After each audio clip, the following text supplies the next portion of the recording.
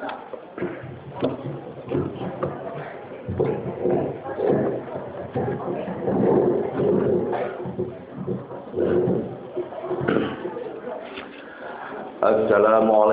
warahmatullahi wabarakatuh. Alhamdulillahirabbil alamin wa bihi nasta'inu ala umuri dunya waddin. Wassalatu wassalamu ala Rasulillahi ala alihi wa ashabihi wa man walah. Ashhadu an la ilaha illallah wahdahu la syarikalah wa ashhadu anna Muhammadan abduhu wa rasuluh. Wa qala Allah ta'ala fil Qur'anil Karim, a'udzu billahi minasy syaithanir rajim. Bismillahirrahmanirrahim. Falamma balagha ma'usaya qala ya bunayya inni ara fil manami anni atbahuka fanzur madza tara. Qala ya abati af'al ma tu'mar satajiduni insyaallah minas sabirin. Falamma aslama wattalahu lil jabin wa nadainahu ayya Ibrahim. Qad sadaqta ru'ya inna kadzalika najzil muhsinin. Inna hadzal huwal balaul mubin. Sadaqallahul azim. Allahu akbar, Allahu akbar. La ilaha illallah wallahu akbar. Allahu akbar walillahil hamd. Kaum muslimin dan muslimat yang berbahagia, pada pagi hari ini malah kita panjatkan puji syukur kehadirat Ilahi Rabbi atas limpahan rahmat, hidayah dan inayahnya, sehingga kita dapat bertemu dan berkumpul di halaman Masjid Al-Hikmah SMP Negeri 1 Dukuh yang agung dan mulia ini, untuk bersama-sama merayakan Hari Raya Idul Adha atau Idul Hajj dengan melaksanakan sholat berjamaah. Kaum muslimin dan muslimat yang berbahagia, hari ini adalah hari yang penuh berkah, hari yang sangat bersejarah bagi umat beragama di seluruh penjuru dunia dan bagi umat muslim pada khususnya. Karena hari ini merupakan hari kemenangan seorang nabi penemu konsep ketauhidan dalam berketuhanan. Karena berkat konsep ketauhidan yang ditemukan Nabi Allah, yakni Nabi Ibrahim, manusia dapat menguasai alam dengan menjadi khalifah di muka bumi. Setelah Nabi Allah Ibrahim alaihissalam menyadari bahwa Allah Subhanahu wa taala adalah zat yang maha esa, maka semenjak itu juga umat manusia tidak dibenarkan menyembah matahari, menyembah binatang, menyembah batu dan atau alam. Atau kalau zaman sekarang banyak orang menyembah TV, menyembah internet, menyembah HP dan lain sebagainya. Ini artinya manusia telah memposisikan dirinya di atas alam, bahwa ajaran keesaan yang diprakarsai oleh Nabi Allah, Nabi Ibrahim alaihissalam, telah mengangkat derajat manusia atas alam seisinya, sebagaimana yang tercantum di dalam Al-Quran surat ke-37 As-Saffat ayat 102 sampai 107 sebagai berikut. Ayatnya sudah kami baca di depan, yang artinya, maka tatkala anak itu sampai pada umur sanggup berusaha bersama Ibrahim, Ibrahim berkata, "Wahai anakku, sesungguhnya aku melihat dalam mimpi bahwa aku menyembelihmu. Maka pikirkanlah apa pendapatmu." Ismail menjawab, "Wahai bapakku, kerjakanlah apa yang diperintahkan padamu. Insya Allah kamu akan mendapatiku termasuk orang-orang yang sabar. Tatkala keduanya telah berserah diri dan Ibrahim membaringkan anaknya atas pelipitnya, nyatalah kesabaran keduanya. Dan kami panggilah dia, wahai Ibrahim, sesungguhnya kamu telah membenarkan mimpi itu. Sesungguhnya demikianlah kami memberi balasan pada orang-orang yang berbuat baik. Sesungguhnya ini benar-benar satu ujian yang nyata. Dan kami sebut anak itu dengan seekor sembilan yang besar. Dari kisah tersebut yang perlu kita renungkan terus dari waktu ke waktu dan dari generasi ke generasi adalah ketidakraguan Nabi Ibrahim dan kesiapan putranya, yakni Ismail, untuk tunduk patuh melaksanakan perintah Allah SWT yang diterimanya lewat mimpi. Padahal dalam perintah tersebut Nabi Ibrahim disuruh menyembelih putranya, yakni Ismail, satu-satunya anak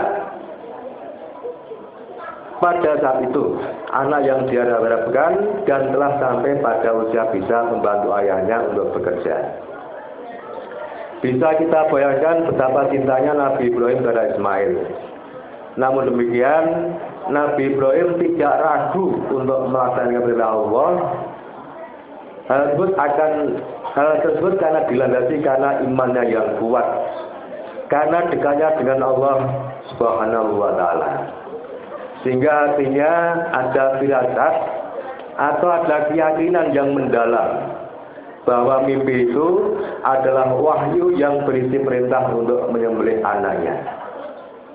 Maka tanpa ragu-ragu Nabi Ibrahim alaihissalam melaksanakan perintah Allah Subhanahu wa Ta'ala tersebut. Allahu Akbar, la ilaha illallah, wallahu akbar, Allahu akbar, walillahil hamd. Kaum muslimin dan muslimat yang berbahagia, pada kesempatan khutbah pada pagi hari ini akan kami sampaikan bagaimana cara meningkatkan kadar iman dan takwa kita agar kita bisa ittiba atau mengikuti jejak kepada para nabi atau Rasulullah yang telah lulus menghadapi ujian-ujian yang sangat besar atau sangat berat, sekalipun diuji untuk menyembelih putranya. Yang pertama, mempelajari berbagai ilmu agama Islam yang bersumber dari Al-Quran dan Al-Hadis. Ayat-ayat Al-Quran memiliki target yang luas dan spesifik sesuai kebutuhan masing-masing orang yang sedang mencari atau memuliakan Tuhannya. Sebagaimana ayat Al-Quran mampu menggetarkan kulit seseorang yang sedang mencari kemuliaan Allah. Di lain pihak, Al-Quran mampu membuat menangis seseorang pendosa atau membuat tenang seorang pencari ketenangan. Sebagaimana firman Allah surat As-Sad ayat 29, ini adalah sebuah kitab yang kami turunkan kepadamu penuh dengan berkah, supaya mereka memperhatikan ayat-ayatnya dan supaya mendapat pelajaran bagi orang-orang yang berpikiran. Dalam surat Al-Isra yang artinya, dan kami turunkan dari Al-Quran suatu yang menjadi penawar dan rahmat bagi orang-orang yang beriman.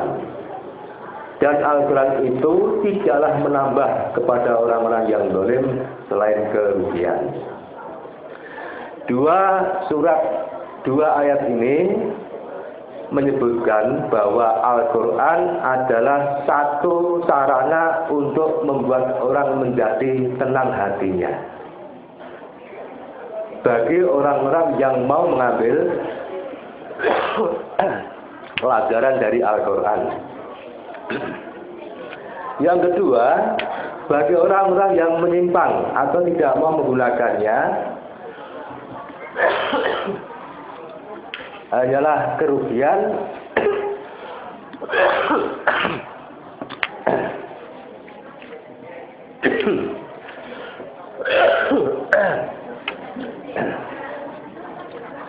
Yang kedua, mempelajari ilmu mengenai Asmaul Husna.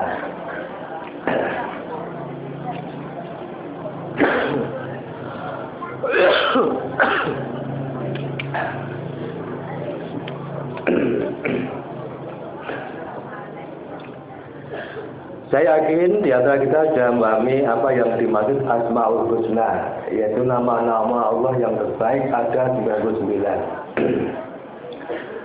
Sekarang ini ada lagu dari anak TK sudah mau mampu menghafal dari Asmaul Husna ini, yaitu nama-nama Allah yang baik, yang dengan nama-nama itulah kita bisa mohon pada Allah.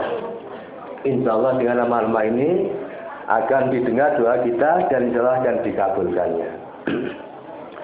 Yang ketiga,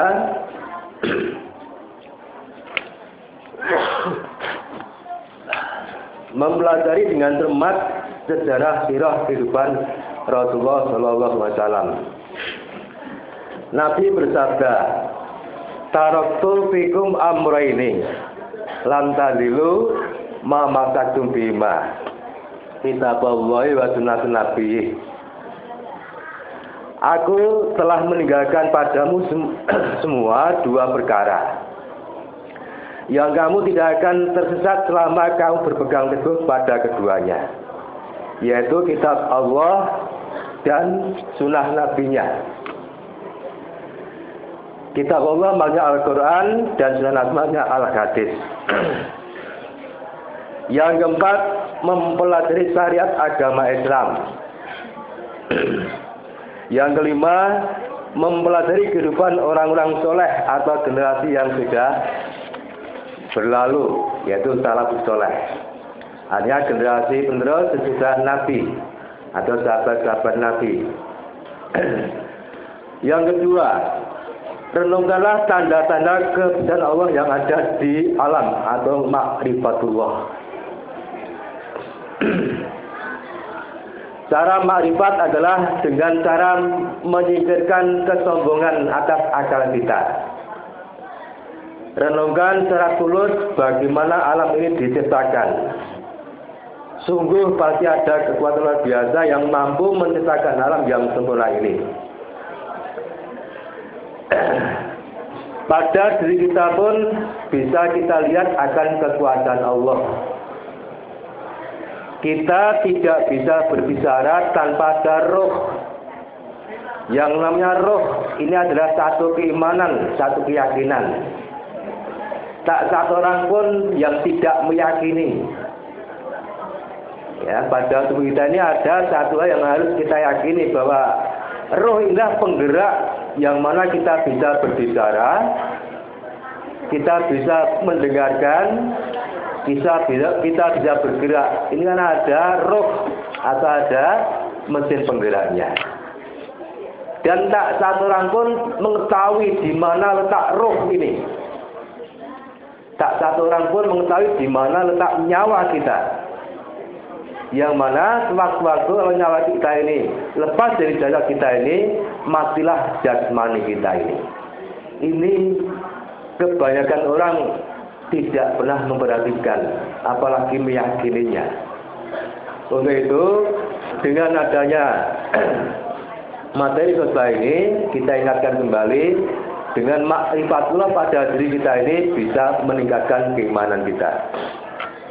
Yang ketiga, berusaha keras melakukan amal perbuatan yang baik secara ikhlas, yang meliputi amalan hati. Amalan hati ini tak satu orang pun bisa melihat hati orang lain. Kita berbisik-bisik pada Allah, berdoa kepada Allah, tak satu orang pun mengetahui. Kita minta kepada Allah sesuatu, tak satu orang pun mengetahui. Maka satu kekuatan yang luar biasa adalah hati.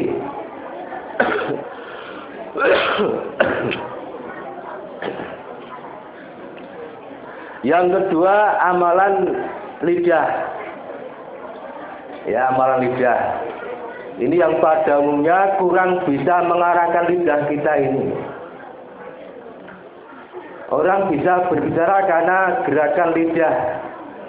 karena kita punya bibir, karena kita punya gigi sehingga bisa jelas berbicara.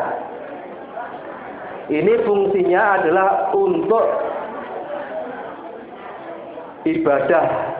Dalam hal ibadah tidak hanya berdoa kepada Allah, tidak hanya sholat, tidak hanya itu, termasuk berkomunikasi sama manusia, termasuk ibadah. Berbicara sama manusia ibadah. Maka kalau ibadah lewat lisan ini dilaksanakan, tak satu orang pun akan merasakan sakit hatinya. Orang sakit hati karena lidah kita, lidah orang lain.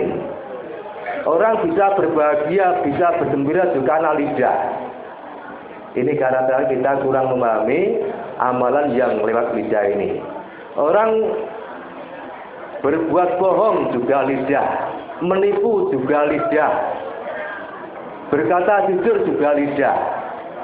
Ini yang mungkin kita rata-rata kurang menyadari. Untuk itu Islam mengajarkan man kana yu'minu billahi wal yawmil akhir falyaqul khairan aw liyasmut. Barang siapa yang percaya pada Allah dan hari akhir, falyaqul khairan, maka berkatalah yang baik dan benar. Berkata yang baik dan benar ini baik menurut agama, benar menurut agama. Berbicara tidak pada tempatnya tidak benar, mestinya tidak berbicara. Ini menunjukkan tipisnya keimanan seseorang. Sehingga ada istilah tong kosong berbunyi nyaring. Umumnya orang banyak bicara ini kosong, tidak ada iman sedikit pun. Ya, walaupun ada awal tadi sudah kami ingatkan bahwa untuk sholat id rangkaian dengan khutbah ini untuk didengarkan. Kalau sudah berbicara batal gugur pahalanya, ini tidak didengarkan. Ya, tidak didengarkan. Pada forum ini berbeda waktu di kelas menghadapi guru. Ya, sangat-sangat berbeda. Di sana kita bisa berbicara sendiri. Mungkin guru tidak menegurnya. Tapi pada saat ini pada hari seperti ini harus hukumnya wajib mengunci mulut, tidak berbicara. Itu pun kalau menginginkan pahala di sisi Allah. Dan kalau sudah pahala dan dosa, ini ukuran keimanan seseorang. Ya, keimanan seseorang. Maka pada forum ini kami menulis satu brosur ini bagaimana cara meningkatkan iman dan takwa seseorang yang merupakan penggerak jasmani kita. Kalau hatinya benar, insya Allah imannya benar, takwanya benar, dan gerak-gerik lidahnya selalu benar, gerakan kaki selalu benar, tidak akan terjerumus pada jurang keniscayaan yang akhirnya akan merasakan malapetaka di dunia, belum nanti di akhirnya. Selanjutnya, sebab-sebab turunnya keimanan atau hilangnya keimanan. Yang pertama, kebodohan. Karena bodohnya seseorang tentang agama, maka cenderung orang berbuat salah tidak tahu bahwa itu salah. Ya, seperti khutbah hari ini. Syarat mutlak harus mendengarkan, tidak boleh bicara. Karena bodohnya tidak tahu, maka nekat berbicara. Ini faktor utama umumnya di dunia ini karena bodoh masalah agama. Sehingga orang berbuat salah merasa benar. Ya, mungkin sesuatu yang benar dianggap salah. Maka Nabi menurunkan agar kita mendapatkan bisikan dari Allah, kekuatan dari Allah, kita dituntun oleh Nabi agar berdoa, Allahumma arinal haqqa warzuqna ittiba'ah wa arinal batila warzuqna ijtinabah. Ya Allah, tunjukkanlah padaku yang benar itu tampak benar, dan berilah aku kekuatan untuk melaksanakannya. Yang kedua, tunjukkanlah aku yang batil, yang munkar, yang salah, tampak jelas salah, dan berilah aku kekuatan untuk menjauhinya. Doa ini bisa kita mintakan pada Allah dimanapun dan kapanpun. Di waktu di rumah, sedang istirahat, mau tidur, bangun tidur, boleh doa ini. Agar kita mendapatkan bisikan dari Allah, menempuh jalan yang benar, itu yakin ini benar. Meninggal yang salah, yakin salah.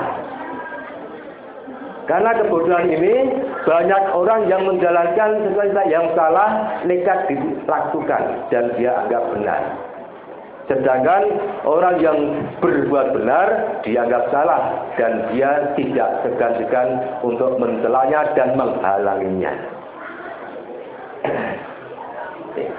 Yang kedua, ketidakpedulian atau keengganan dan melupakan. Jadi ketidakpedulian atau menyepelekan atau meremehkan, sehingga orang jauh dari hidayah Allah, jauh dari kebenaran Allah. Yang ketiga, mengabaikan dan melakukan perbuatan dosa.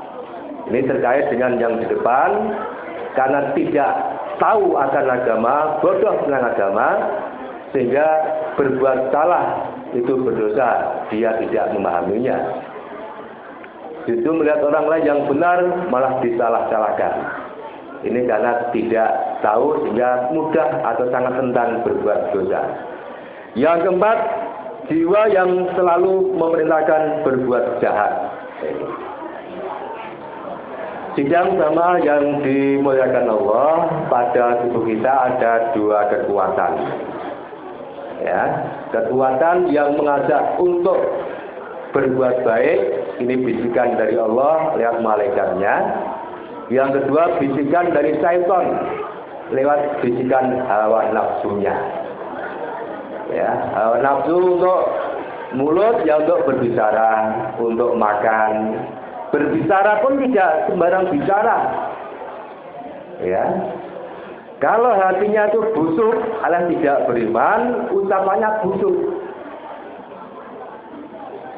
Melihat temannya serba busuk, memberi nama temannya ya tidak baik. Apa-apa sedikit misuh, ini hati yang busuk. Ya. Kalau hati lewat bisikan malaikat dari Allah, karena hidayah Allah, berbicara akan baik, fayatul khairan. Ya, berbicara yang baik.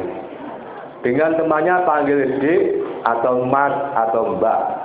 Tidak jangan apalagi menyebut nama yang bukan namanya.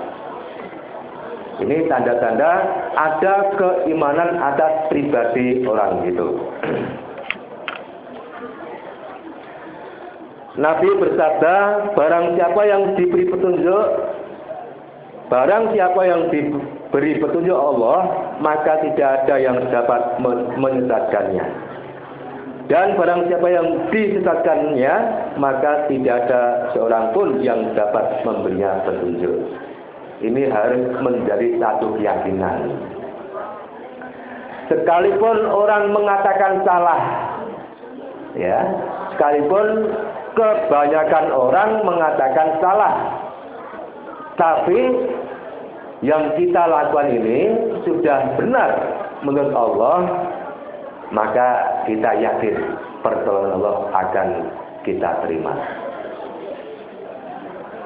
Maka tidak usah ragu-ragu, selama kita menjalani Allah atas dasar hukum yang benar Al-Quran dan As-Sunnah, sekalipun orang banyak mencelanya atau menghalang-halanginya, kita tidak perlu ragu.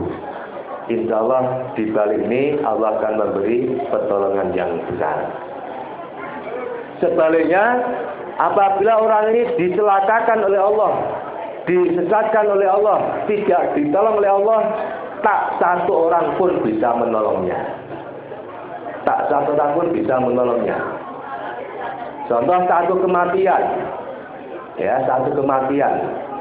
Ini anak cucu, walaupun anaknya dari raja pun tidak akan bisa menolong atas kematian yang Allah kehendaki. Termasuk musibah-musibah yang kemarin sendiri lewat di Modokopek, tak dinyala-nyala, ditendang sepeda ontel. Ini betul-betul tidak saya minta, tidak saya kehendaki. Terpaksa musibah terjadi atas diri saya kemarin. Yang mana sepeda ontelnya poroknya patah dan rem saya juga melenyok.